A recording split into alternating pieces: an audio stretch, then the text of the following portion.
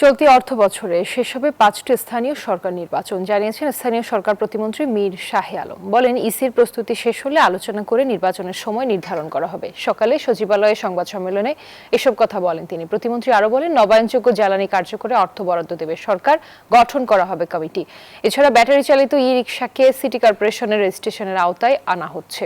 সৌর বিদ্যুতের মাধ্যমে রিচার্জ করতে হবে, না হলে নতুন নিবন্ধন ও পুরনো নিবন্ধন নবায়ন করা হবে না বলেও জানান প্রতিমন্ত্রী।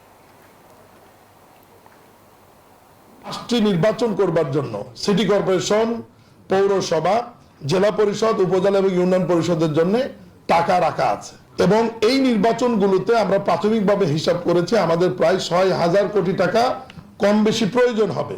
নির্বাচন কমিশনের প্রস্তুতি সম্পন্ন হলে নির্বাচন কমিশন, স্থানীয় সরকার বিভাগ এবং অর্থ বিভাগ আমরা বসে সময়টি নির্ধারণ করব।